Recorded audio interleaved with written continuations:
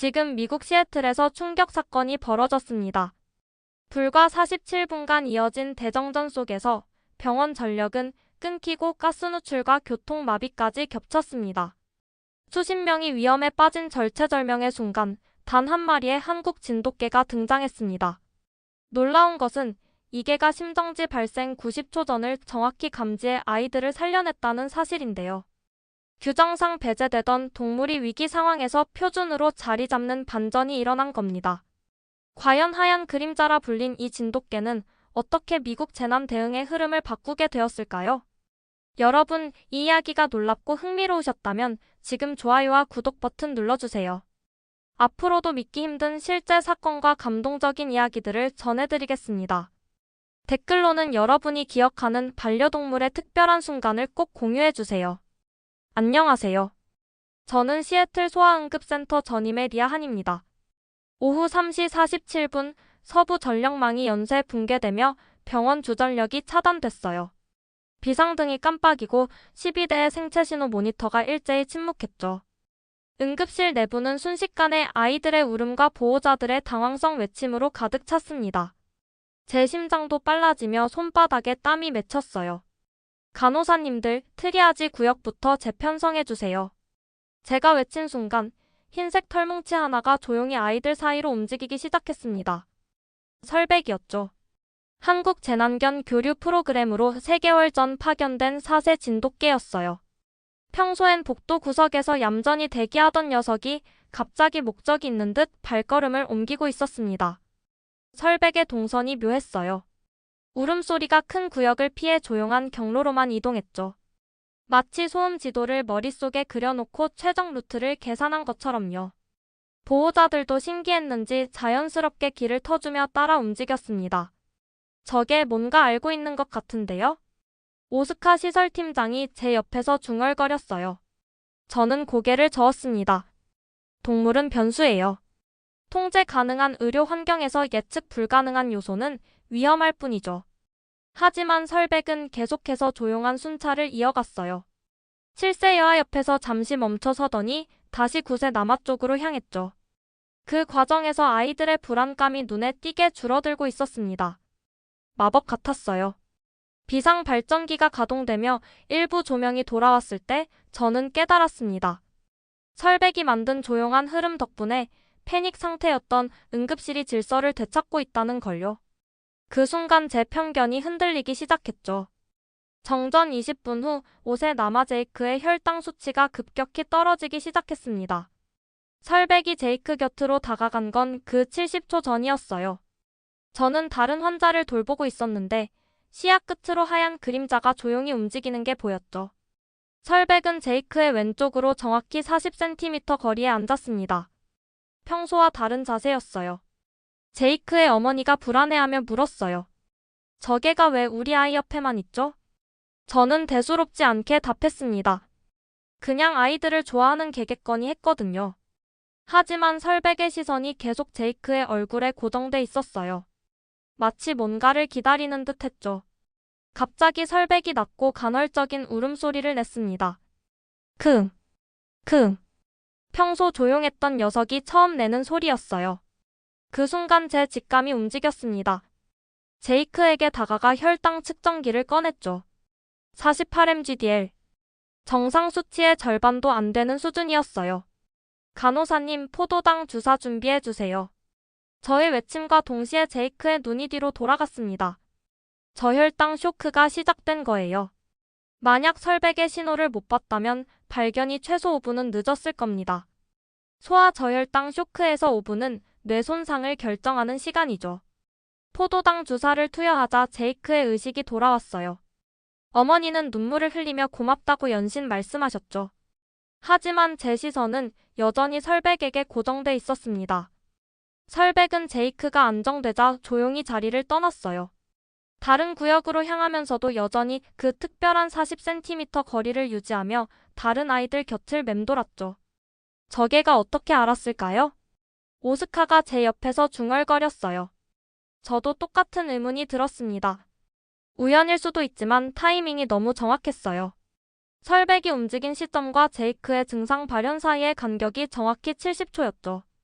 저는 차트에 간단히 기록했습니다. 1547- 설백 포지셔닝 후 저혈당 조기 발견. 과학자로서의 본능이 깨어나고 있었어요. 이게 정말 우연인지 아니면 다른 무언가인지 확인해보고 싶었거든요. 정전 1시간 후 두 번째 사건이 발생했습니다. 8세 여아 소피아가 간질 발작을 일으키기 90초 전 설백이 또다시 움직였어요. 이번에도 정확히 왼쪽 40cm 지점이었죠. 저는 의도적으로 설백의 행동을 관찰하고 있었습니다. 설백의 귀가 미세하게 떨렸어요. 사람 귀로는 들을 수 없는 무언가를 포착한 듯 했죠. 그리고 소피아의 호흡 패턴이 평소보다 얕아지기 시작했습니다. 아직 보호자도 의료진도 눈치채지 못한 변화였어요. 간호사님, 소피아 산소 포화도 측정해주세요. 제가 지시하자 간호사는 의아해했습니다. 겉보기엔 아무 이상이 없어 보였거든요. 하지만 측정 결과 산소 포화도가 94%로 떨어져 있었어요. 그 순간 소피아의 몸이 경직되기 시작했습니다. 전신 강직성 발작이었죠. 저는 이미 항경련제를 준비해두고 있었기에 즉시 투여할 수 있었어요. 설백의 신호 덕분에 골든타임을 확보한 겁니다. 발작이 멈춘 후 저는 태블릿을 꺼내 기록을 정리했어요. 제이크 케이스와 비교해보니 공통점이 보였습니다. 설백이 포지셔닝한 시점부터 실제 증상 발현까지의 시간차가 6090초 구간에 집중돼 있었죠. 우연이면 3번은 반복되지 않죠. 이건 체계예요. 오스카에게 말하며 저는 심박 모니터 데이터를 분석했습니다. 설백이 움직인 시점들을 역추적해보니 모두 아이들의 생체 신호에 미세한 변화가 나타나기 직전이었어요. 심박수의 불규칙성, 호흡 깊이의 변화, 체온의 미묘한 상승. 세 번째 케이스가 곧 나타났습니다. 6세 남아 마커스였어요. 이번엔 제가 먼저 설백의 움직임을 포착했죠. 설백이 마커스 쪽으로 향하는 순간 저는 혈압계와 청진기를 준비했습니다. 마커스, 어디 아픈 곳 있니? 아이는 고개를 저었어요. 하지만 60초 후 갑작스런 공황 발작이 시작됐습니다. 호흡 곤란과 함께 심박수가 분당 180회까지 치솟았죠. 다행히 미리 준비한 덕분에 진정제를 즉시 투여할 수 있었어요. 3차례 연속으로 적중한 예측. 더 이상 우연이라고 할 수 없었습니다. 설백은 아이들의 위급 상황을 사전에 감지하는 능력이 있었어요. 문제는 그 메커니즘을 과학적으로 설명할 수 있느냐였죠. 정전 2시간째 시애틀 전역에 복합 재난이 터졌습니다. 병원 지하 500m 지점에서 가스 누출 경보가 울렸어요. 동시에 교통신호 마비로 구급차 진입로가 완전히 막혔죠. 설상가상으로 허위신고 봇들이 911 시스템을 교란하기 시작했습니다. 가짜 화재 신고, 허위 의료사고 신고가 1분마다 쏟아져 나왔어요. 재난대응국에서 연락 왔습니다. 현장 출동이 최소 40분 지연된다고 해요. 간호사장이 다급히 보고했습니다. 제 머릿속이 복잡해졌어요. 응급실에는 아직도 15명의 아이들이 남아있었고 가스 누출로 대피해야 할 상황이었죠. 그때 설백이 움직였습니다. 평소와 다른 방향이었어요. 아이들 쪽이 아니라 병원 출입구 쪽으로 향했죠. 코를 킁킁거리며 공기 흐름을 따라 걸었습니다. 설백이 뭔가 감지한 것 같아요. 오스카가 제 옆에서 중얼거렸어요. 저는 설백을 따라 나섰습니다. 설백은 주차장 북쪽 끝으로 향했어요. 바람이 불어오는 방향이었죠. 설백이 멈춘 지점에서 희미한 가스 냄새가 났습니다. 지하에서 올라온 가스가 바람을 타고 이쪽으로 흘러오고 있었어요. 만약 점화원만 있다면 큰 사고로 이어질 수 있는 농도였죠. 오스카, 이 구역 차량 통제하고 소방서의 정확한 위치 알려주세요. 저는 급히 지시했습니다. 사이렌보다 먼저 설백의 꼬리가 가리킨 방향이 바로 가스 흐름의 종착점이었어요. 허위 신고로 혼란스러운 상황에서 정확한 위치 정보는 생명을 구하는 열쇠였습니다. 병원으로 돌아가는 길에 설백은 다시 아이들 구역으로 향했어요. 하지만 이번엔 대피 루트를 만들고 있었습니다. 가장 안전한 경로로 보호자들을 유도하며 질서 있는 이동을 도왔죠. 저개가 대피 계획까지 세우고 있네요. 한 보호자가 신기해하며 말했어요. 정말 그랬습니다. 설백은 가스 농도가 낮은 경로로만 사람들을 이끌고 있었어요. 마치 보이지 않는 지도를 따라 최적의 안전 통로를 안내하는 것처럼요. 30분 후 소방대가 도착했을 때 이미 모든 환자와 보호자는 안전구역으로 대피해 있었습니다. 소방관들은 설백이 지목한 정확한 지점에서 가스 누출원을 발견했어요. 사이렌보다 먼저 꼬리 방향이 흘러간다. 저는 혼자 중얼거렸습니다. 기계와 시스템이 마비된 상황에서 설백의 본능이 12명의 생명을 구한 거였어요. 다음 날 오전 시 재난대응국에서 긴급 지시가 내려왔습니다. 동물의 의료 현장 개입은 안전상 문제가 있다는 게 본부 판단입니다. 즉시 격리 조치해주세요. 전화를 받은 병원장의 목소리가 떨렸어요. 저는 격분했습니다. 어제 12명의 생명을 구한 설백을 규정 때문에 배제하겠다는 거였죠. 규정은 정전이 없다는 가정 위에 있어요. 지금은 예외죠. 저는 병원장에게 강하게 항의했습니다. 하지만 답은 똑같았어요. 매뉴얼에 없는 일이라는 거였죠. 예측 불가능한 동물 행동이 더 큰 혼란을 야기할 수 있다는 우려였습니다. 오후 2시 재난대응국 직원들이 병원에 도착했어요. 설백을 임시보호소로 이송하겠다는 공문을 들고 왔죠. 그 순간 응급실 분위기가 험악해졌습니다. 어제 저 개가 우리 아들 살렸는데요. 제이크의 어머니가 울분을 터뜨렸어요. 다른 보호자들도 동조했습니다. 소피아 아버지, 마커스 할머니까지 모두 설백 편에 섰죠. 데이터를 보세요. 3건 연속 생명구조 가스 누출 조기 발견. 이게 위험 요소인가요? 저는 태블릿을 들이밀며 항변했습니다. 하지만 담당자는 고개를 저었어요. 사전 승인 절차를 거치지 않았다는 이유였죠. 그때 오스카가 나타났습니다. 손에 비상출입 승인서를 들고 있었어요. 시설팀장 권한으로 특별 동반 허가 발급했습니다. 72시간 한정이에요. 오스카가 담당자에게 서류를 건넸어요. 법적으로는 문제없는 조치였죠. 재난 상황에서 시설팀장은 안전을 위한 임시 결정권이 있었거든요. 규정 위반 시 책임은 누가 지실 건가요? 담당자가 따져 물었습니다. 저와 오스카가 동시에 답했어요. 제가 집니다. 우리는 서로를 보며 씁쓸하게 웃었습니다. 생명을 구한 영웅을 보호하기 위해 관료적 절차와 싸워야 하는 현실이 안타까웠어요. 담당자들이 돌아간 후 설백은 여전히 조용히 아이들 곁을 맴돌고 있었습니다. 마치 아무 일도 없었다는 듯이요. 하지만 저는 알고 있었어요. 72시간 후에는 더 큰 싸움이 기다리고 있다는 걸 말이죠. 저녁 무렵 지역 뉴스에서 어제 사건을 보도했습니다. 진돗개 영웅 관료주의 벽에 막히다라는 제목이었어요. 여론은 설백 편이었지만 제도의 벽은 여전히 높았습니다. 72시간 시한부 허가 마지막 날 운명 같은 사건이 벌어졌습니다. 오후 4시 30분 3세 여아 에밀리가 응급실에 실려왔어요. 고열과 구토 증상이었죠. 보호자는 단순한 감기 몸살이라고 생각했지만 저는 뭔가 다르다는 걸 직감했습니다. 설백이 에밀리 쪽으로 움직인 건 그때였어요. 하지만 평소와 달랐습니다. 40cm 거리로 다가가더니 갑자기 정지했어요. 움직이지도 소리도 내지 않았죠. 설백이 왜 저래요? 간호사가 궁금해했습니다. 저도 이상했어요. 지금까지 본 설백의 행동 중 가장 다른 반응이었거든요. 마치 뭔가 매우 중대한 걸 감지한 것 같았죠. 에밀리의 생체 신호를 확인해 봤어요. 체온 39.2도, 맥박 분당 140회. 수치상으론 심각하지 않았습니다. 하지만 설백의 자세는 계속 경직돼 있었어요. 에밀리 어머님, 아이가 언제부터 이상했나요? 어제 저녁부터 열이 나더니 새벽에 토했어요. 그런데 아까부터 좀 조용해졌어요. 조용해졌다는 말이 걸렸습니다. 3세 아이가 갑자기 조용해지는 건 좋은 신호가 아니었어요. 저는 설백을 다시 봤습니다. 여전히 미동도 하지 않고 에밀리를 응시하고 있었죠. 그 순간 저는 깨달았습니다.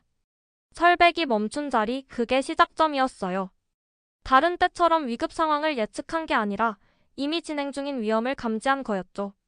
심전도 준비하고 제세동기 대기시켜주세요. 제가 급히 지시했습니다. 간호사들은 의아해했지만 즉시 준비했어요.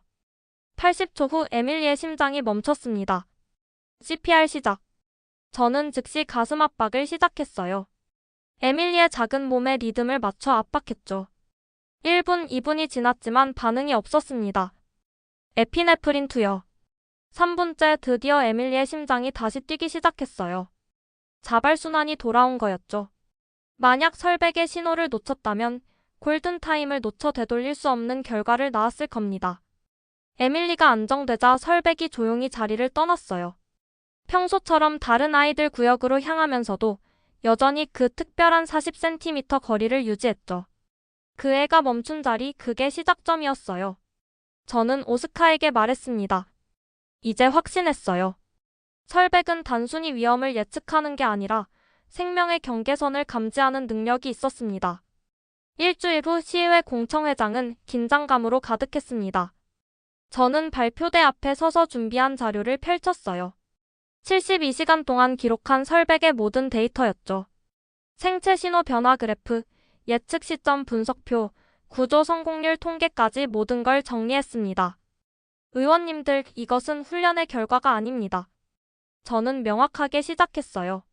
청중석에는 에밀리 어머니, 제이크 부모님, 그리고 다른 보호자들이 앉아 있었죠. 설백은 제 옆 바닥에 조용히 앉아 있었습니다. 설백이 보여준 건 기억하는 본능이에요. 아이들과의 관계에서 축적된 패턴 인식이죠. 화면에 데이터를 띄웠습니다. 6090초 전 예측의 정확도가 94.7%였어요. 의학적으로도 설명 가능한 수치였죠. 개들은 후각으로 스트레스 호르몬 변화를 감지합니다. 심박 변이도의 미세한 차이도 포착하죠. 하지만 설백이 특별한 건 그 정보를 기억하고 패턴화한다는 거예요. 한 의원이 손을 들었습니다. 그렇다면 다른 개들도 같은 능력이 있다는 건가요? 관계가 전제돼야 해요. 설백은 3개월 동안 이 아이들과 함께 했습니다. 개별 아이들의 정상 범위를 학습한 거죠. 이건 단순한 본능이 아니라 경험 기반의 전문성이에요. 재난대응국 담당자가 반박했습니다. 하지만 표준화할 수 없잖아요? 모든 상황에 적용 가능한 매뉴얼이 없으면 위험해요. 저는 미소 지었습니다. 이 질문을 기다렸거든요. 그래서 동반보호 프로토콜을 제안합니다. 6개월 이상 특정 환경에서 활동한 검증된 개들을 대상으로 의료진과 협업하는 시스템이에요. 화면에 프로토콜 초안이 나타났습니다. 훈련 기준, 평가 방법, 의료진 교육 과정까지 체계적으로 정리돼 있었어요. 제이크 어머니가 발언 신청을 했습니다. 제 아들이 살아있는 건 저게 덕분이에요. 규정보다 생명이 우선 아닌가요? 박수가 터져나왔습니다. 다른 보호자들도 잇따라 증언했어요. 설백이 구한 건 통계가 아니라 실제 가족들이었죠. 마지막으로 저는 가장 중요한 메시지를 전했습니다. 훈련이 아니라 기억입니다. 관계가 패턴을 만듭니다. 설백이 고개를 들어 저를 봤어요. 조용하지만 확고한 눈빛이었죠.